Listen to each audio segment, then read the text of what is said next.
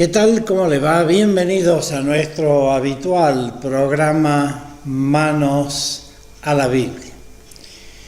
Ya sabe usted que puede bajar el programa o verlo en su teléfono móvil desde nuestro canal de YouTube Santuario Espacio Río Blanco. Suscríbase, dele a la campanita y así el mismo programa le avisará cuando tengamos otros videos, otros aportes para esto que es profundizar en la palabra de Dios. Este domingo celebramos la fiesta de la Ascensión del Señor. ¿Qué es la fiesta de la Ascensión? Porque corremos el peligro de interpretar la ascensión como una suerte de traslación espacial de Jesucristo, como si se subiera a un cohete que va al espacio y desaparece de nuestra vista de esa manera.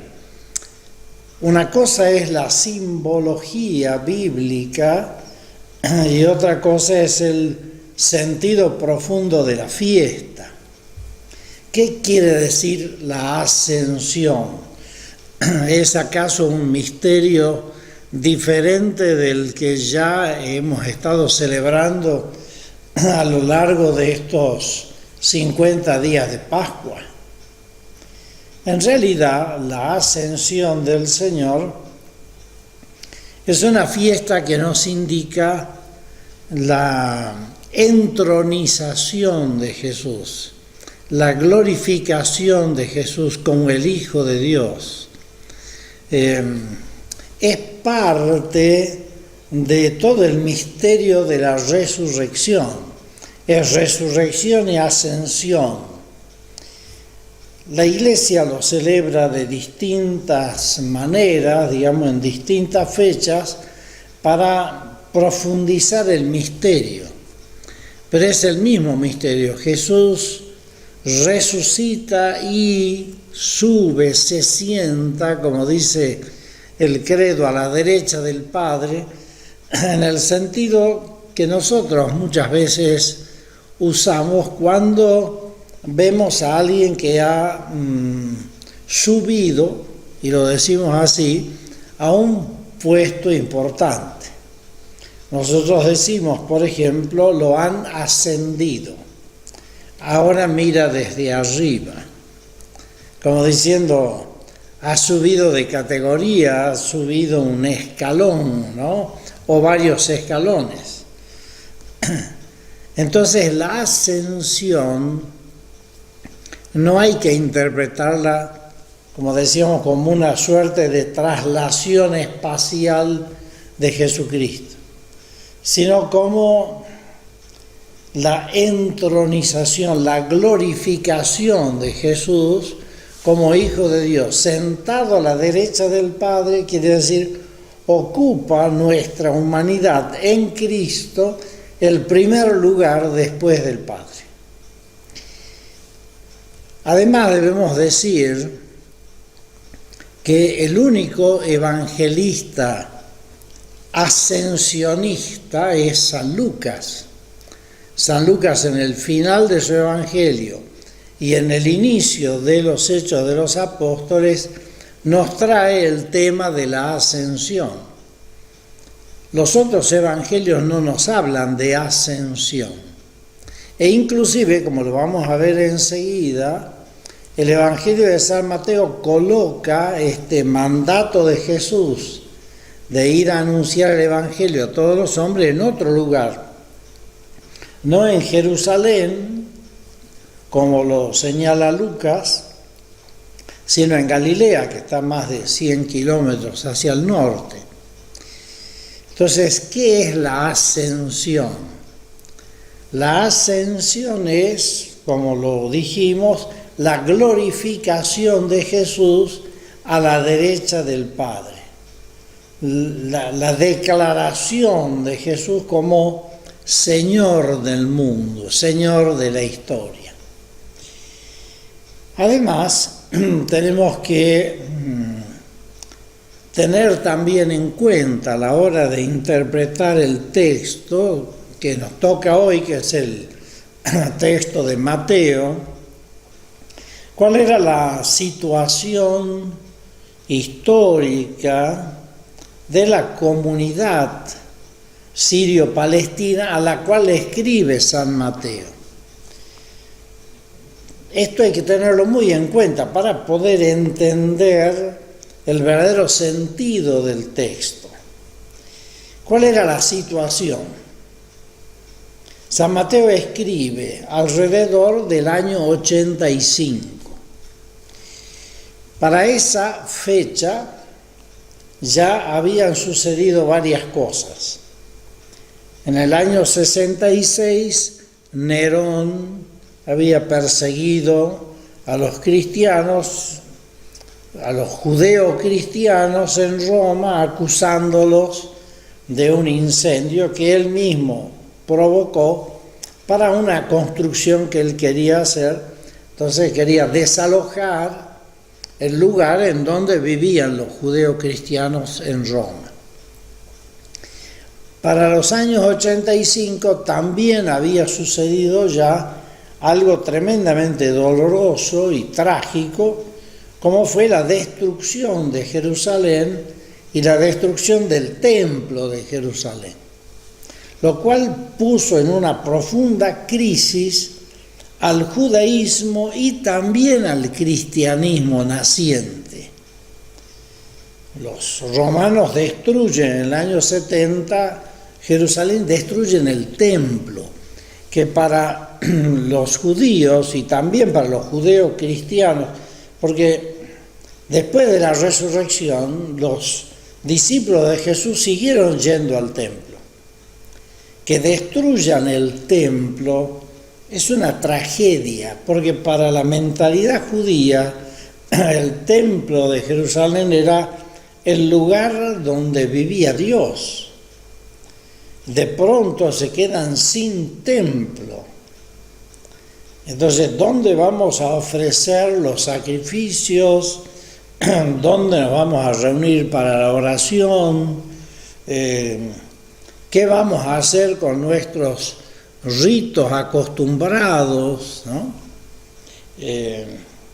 Hagamos una comparación como para ponernos en situación.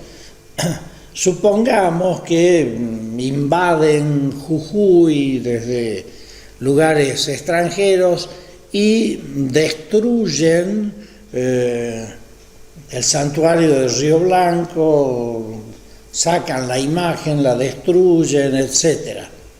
Eso es una tragedia para un pueblo.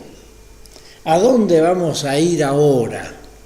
¿A dónde vamos a ir en octubre? ¿Qué hacemos? ¿Cómo nos comportamos? El templo era eterno, era para siempre, ese es el lugar. Y ahora, esto es lo que pasó con los judíos y los judeocristianos en el año 70. ¿Qué sucedió después? Después subsiste el fariseísmo, que conserva las tradiciones judías, y también los judeocristianos. Los fariseos se reúnen en la sinagoga. Los cristianos comienzan a reunirse en las casas, en la eclesía, en la iglesia, y comienzan a separarse. Judíos por un lado, cristianos por el otro. Y la pregunta que comienza a surgir es: ¿y quién de los dos grupos conserva las tradiciones del Antiguo Testamento? Era un pueblo que guardaba la revelación de Dios. ¿En manos de quién está esa revelación? Entonces los judíos excomulgan a los cristianos y los cristianos reniegan de los judíos y se produce la fractura. Y estos judeocristianos que viven en Siria y Palestina necesitan apoyo, necesitan esclarecer sus dudas, necesitan retomar el impulso de su fe. A ellos le escribe San Mateo. Por eso San Mateo es un evangelio de la consolación, de la misión, del impulso a no quedarse encerrados en el miedo y en la duda. En ese contexto vamos a leer la última parte del Evangelio de San Mateo, que es la que corresponde a este domingo de la Ascensión, diciendo que Mateo no nos habla de la Ascensión, sino del mandato de Jesús en Galilea. Leamos ahora, capítulo 28 de San Mateo, versículo 16. 28, 16. Vaya y busque en su Biblia. Los 11 discípulos, 11, porque uno traicionó al Señor, fueron a Galilea. Galilea es donde todo comenzó. Allí donde Jesús los llamó. De modo que esto es como un nuevo comienzo. Al monte donde Jesús les había mandado. Van al monte. El monte, la montaña, para el oído del judío, es el lugar en donde Dios se manifiesta. Es el lugar en donde Dios se revela. Estamos hablando del monte Sinaí, del monte donde Elías escuchó a Dios, del monte de la transfiguración, del monte de las tentaciones, del monte de las bienaventuranzas, del monte Tabor, del monte Calvario, ¿no? Es decir, el monte es un lugar simbólico donde Dios se manifiesta. Aquí va a haber una manifestación de Jesús. Van al monte donde Jesús les había mandado. Al verlo se postraron. Al verlo se postraron. La postración aquí es el reconocimiento de Jesús como Dios. El proskynesin, el postrarse, el echarse, ¿no? Habrán visto por ahí algunas imágenes, fotos de los musulmanes cómo se postran, ¿no? Se ponen así cabeza abajo, reconociendo la grandeza de Dios. Al verlo se postraron. Incluso los que habían dudado. Aquí hay un tema fuerte también. Los discípulos tuvieron que hacer todo un proceso de maduración de la fe. La fe no implica no tener dudas. La duda viene con la fe. Incluso los que habían dudado, es decir, algunos discípulos dudaban, claro, con todo lo que les había pasado. Persecución, destrucción del templo, excomunión de parte de la sinagoga, muerte de los discípulos, de los apóstoles. Algunos dudaban. ¿Será verdad? ¿Estamos en lo cierto? ¿Será que Jesús resucitó o no? ¿No? Entonces, se postran incluso los que habían dudado. Algunos dudaban. No nos asustemos si por ahí dudamos un poco, es parte del proceso. Jesús se acercó y les dijo. Jesús se acercó y les dijo. Aquí hay una revelación de parte de Jesús en la montaña. Es decir, hay una nueva revelación de Dios a los discípulos. Una pausa, ya regresamos.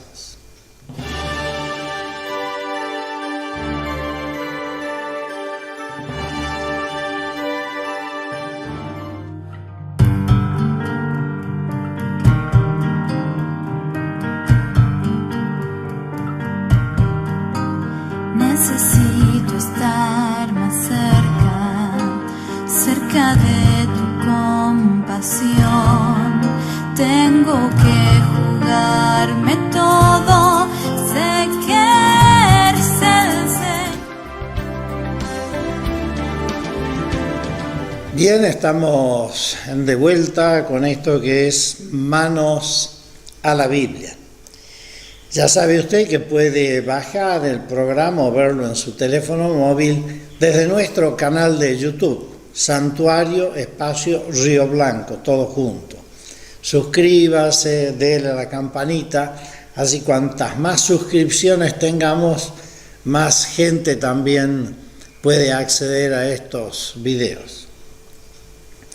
Estamos en la montaña, en Galilea, donde todo comenzó. Allí Jesús convoca a los discípulos y les dice, ahí habíamos quedado, Jesús les dijo: Dios me ha dado toda autoridad en el cielo y en la tierra. Jesús se manifiesta aquí como el Señor de la historia. Él es el que conduce la historia. Él es el que tiene toda autoridad en el cielo y en la tierra. Quiere decir, es el Señor del universo. Es lo que celebramos en la Ascensión, la entronización de Jesús como Señor de la historia, Señor del universo. Dios me ha dado toda autoridad, todo poder. En griego se dice exusía. La exusía es el poder con el cual alguien habla o alguien tiene autoridad. Es un término que implica autoridad.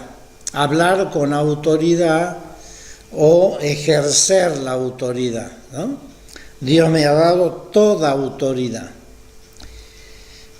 ¿Y qué más les dice? Vayan y hagan discípulos. Vayan, es decir, salgan, no se queden encerrados. Algo parecido a lo que vamos a ver en Pentecostés. Lo que el Papa Francisco dice continuamente, salgan, salgan. La iglesia tiene que ser una iglesia en salida, vayan. El Papa Francisco le gusta decir, prefiero una iglesia accidentada por salir y no enferma por quedarse encerrada. Jesús dice, vayan, salgan, hagan discípulos. ¿Qué es hacer discípulos? No es simplemente enseñar cosas a la gente. Hacer discípulos quiere decir, hagan que la gente siga a Jesús, que convivan con Él. No es lo mismo el discípulo que el alumno. El alumno está unas horas con el profesor, el maestro, y se va a la casa, no vive con el profesor. El discípulo es aquel que convive con el maestro, que está todo el día con él. Jesús tenía sus discípulos y estos discípulos iban con él, estaban con él, compartían con él. Jesús dice, hagan discípulos. Es decir, inviten a la gente para que comparta con Jesús, para que se enamoren de Jesús, para que lo sigan todos los días. Hagan discípulos. ¿A quiénes? A todos los pueblos. Aquí está la dimensión universal. La iglesia es y debe ser católica, universal, todos los pueblos, todos. Esto de todos, el Papa Francisco también lo remarca, ¿no? Todos están llamados. Hay que hacer llegar el Evangelio a todos. No importa la condición, no importa la situación, todos, ¿no? Todos tienen que sentirse llamados. Todos tienen que sentir que tienen las puertas abiertas en la iglesia. Y cada uno tendrá que ver después qué tiene que cambiar, en qué tiene que convertirse. Pero todos tienen que ser llamados. Hagan discípulos a todos los pueblos. Y aquí vienen dos verbos importantes. Dice, bautícenlos en el nombre del Padre y del Hijo y del Espíritu Santo, una fórmula antiquísima que ya figura a fines del primer siglo, año 85 de San Mateo más o menos. De modo que esto de bautizar en el nombre de la Trinidad es una tradición muy antigua en la Iglesia. ¿Qué quiere decir la palabra baptizein, ¿no? Bautícenlo, sumérjanlos. El bautismo es una inmersión y sumergir en el nombre del Padre, del Hijo y del Espíritu Santo quiere decir sumergirlos en Dios, sumergirlos en el amor de Dios. Bautizar es eso, sumergir en el clima del amor de Dios, en el nombre del Padre, del Hijo y del Espíritu Santo. Hacerlo partícipe de la Trinidad, de la familia trinitaria. Porque dice en el nombre designa la persona en el lenguaje bíblico. Bautícenlos en el nombre del Padre, del Hijo y del Espíritu, y enséñenles a cumplir lo que yo les he mandado. Enséñenles a cumplir. ¿Qué es este cumplir? Es guardar, atesorar, cuidar, tratar de vivir lo que yo les he mandado. Es decir, lo que San Juan dice, el que me ama cumplirá mis mandamientos. Eso dice San Juan. Estos mandamientos, ¿no? Lo que yo les he mandado, ¿cuáles son? Es sobre todo el mandamiento del amor. Lo que Jesús ha confiado a la Iglesia es que la Iglesia enseñe todo lo que yo les he mandado, todo, no una parte. Al Evangelio hay que anunciarlo completo, no una partecita, lo que más me conviene. Yo tengo que anunciar todo. Por ejemplo, es bueno que hablemos de la misericordia de Dios, pero no hay que olvidar que Jesús también llama a la conversión. La misericordia no puede actuar si no hay conversión. Yo tengo que anunciar todo. Dios quiere a todos, quiere tener misericordia con todos, pero también exhorta a que se conviertan. Conviértanse porque ha llegado el reino, ¿no? Es decir, todo. El Evangelio hay que anunciarlo en su totalidad. Y enséñeles a cumplir, es decir, cumplir es guardar.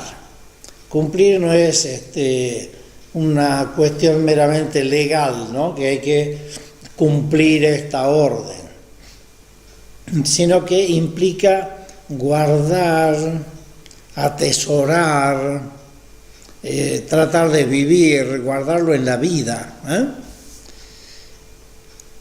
Y aquí viene una última frase que es una frase muy bonita en donde Jesús se manifiesta como lo que es. Acuérdense que Dios, cuando revela su nombre, en Éxodo capítulo 3, dice: yo soy el que soy. ¿Qué quiere decir esto? Porque el verbo ser, tanto en hebreo como en griego, implica ser y estar. De modo que el yo soy el que soy, en realidad significa yo soy el que siempre estoy. Yo estoy siempre. Jesús, ¿qué dice acá? Sepan que yo estoy con ustedes. Yo estoy, yo soy. Si yo soy Dios, yo estoy con ustedes todos los días hasta el fin de los tiempos. Jesús se vuelve a revelar, que es lo que Mateo plantea desde el principio, como el Emmanuel, el Dios con nosotros. Jesús siempre está, siempre estará. Yo estoy con ustedes, Él es el Emmanuel, ¿no? Todos los días, hasta el fin del mundo. Por lo tanto, la ascensión del Señor, la fiesta que celebramos este domingo, es la fiesta, por un lado, de la glorificación de Jesús y por otro lado, la fiesta de la misión de la Iglesia. La Iglesia comienza su tarea, su misión, tiene que salir. La ascensión es esto, ¿no? El mandato de salir, la Iglesia en salida.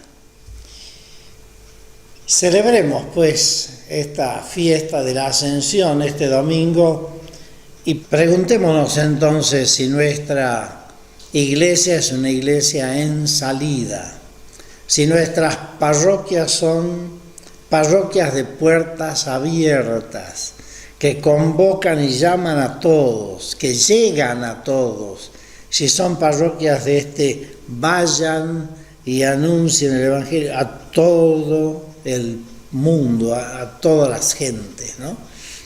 Que el Señor nos conceda ser así, una iglesia en salida, una iglesia discípula y misionera.